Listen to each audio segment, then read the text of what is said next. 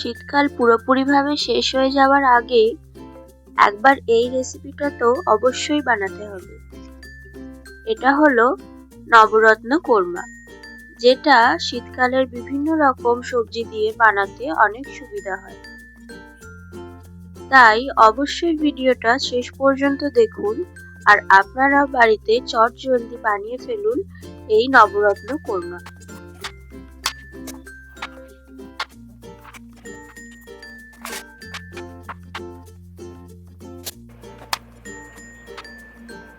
প্রথমে আমরা কিছু সবজি ডুমো ডুমো করে কেটে নিচ্ছি।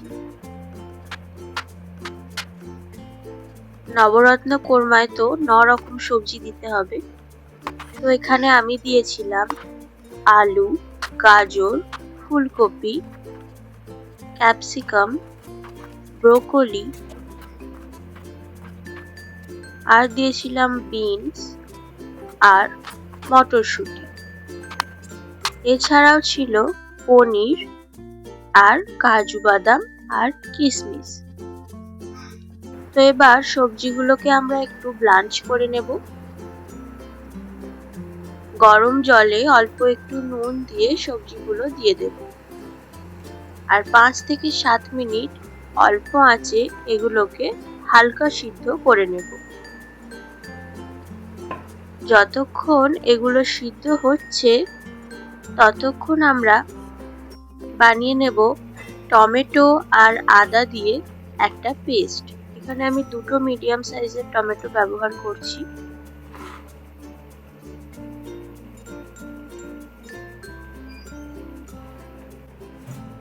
এই পেস্টটা বানানো হয়ে গেলে আমরা আরো একটা পেস্ট বানিয়ে নেব অল্প একটু পোস্ত, চাল মগজ আর 10 থেকে 12টা কাজু বাদাম দিয়ে। এই পেস্টটা আমাদের নবরত্ন কোরমাকে আরো বেশি ক্রিমি আর সুস্বাদু করে তুলবে। এবার একটা পাত্রে ঠান্ডা জল নিয়ে ওই যে ব্লাঞ্চ করে রাখা সবজিগুলো সেগুলো ডুবিয়ে দেব। এর ফলে সবজির রঙগুলো একই রকম থাকবে। এবার কড়াইতে গরম করব অল্প একটু তেল আর 1 চামচ ঘি।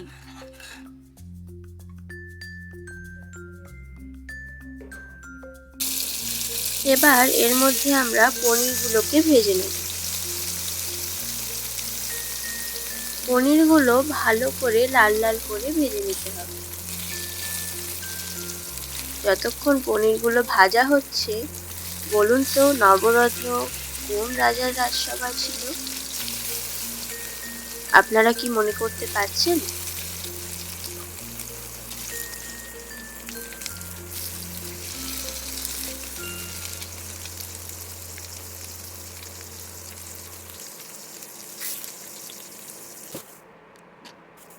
এবার পনিরগুলো তুলে রেখে কিছু কাজু আর কিশমিশ আমরা এই ঘিয়েই ভেজে নেব আর সেগুলোকেও আলাদা করে তুলে রাখব। এবার এই বেঁচে থাকা ঘিয়ে দিয়ে দিলাম একটা তেজপাতা ফোড়ন। এবার দিয়ে দেব ওই টমেটোর পেস্টটা আর এক এক করে দিয়ে দেব জিরে গুঁড়ো, ধনে গুঁড়ো আর লঙ্কার গুঁড়ো। এই রান্নাটায় আমরা হলুদ ব্যবহার করব না। মশলাগুলোকে একটু কষিয়ে নিয়ে দিয়ে দেব পোস্তর পেস্টটা। এটা দিয়ে একটু নাড়াচাড়া করার পর আমরা সবজিগুলো দিয়ে দেব এর মধ্যে। এটা কিন্তু একটা সম্পূর্ণ নিরামিষ ডিশ, যেটা আপনারা কোনো ব্রতর দিনে বাড়িতে বানাতে পারেন। রুটি বা পরোটা দিয়ে এটা খেতে কিন্তু খুবই ভালো লাগবে। আর অনুষ্ঠান বাড়িতে তো আপনারা অবশ্যই এটা আগেও খেয়ে দেখেছেন, তাই একবার বাড়িতেও বানিয়ে দেখুন, আশা করি খুব ভালো লাগবে।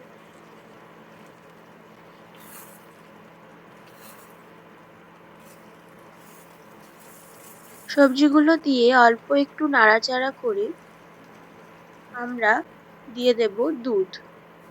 জলে নয়, নবরত্ন কোর্মা আমরা সিদ্ধ করব দুধে। 1 থেকে 1.5 কাপ মতো দুধ দিয়ে দেওয়ার পর এটাকে কভার করে 5 থেকে 6 মিনিট মতো ভালোভাবে রান্না করব যতক্ষণ না সবজিগুলো সিদ্ধ হয়ে যায়। এবার ঢাকা খুলে আমরা আগে থেকে ভেজে রাখা পনির, কাজু, কিশমিশ সমস্ত কিছু এর মধ্যে দিয়ে দেব। আর দেব 1/2 কাপ ফ্রেশ ক্রিম।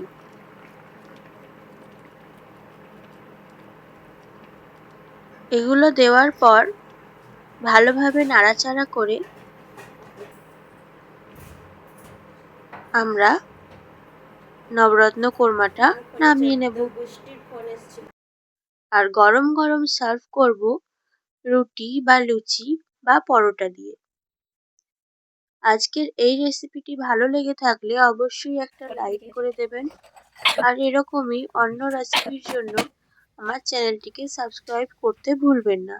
আর ফেসবুক থেকে দেখে থাকলে একটা ফলো করে দিন।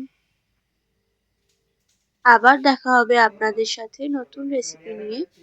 আজকের মতো নমস্কার, ভালো থাকবেন।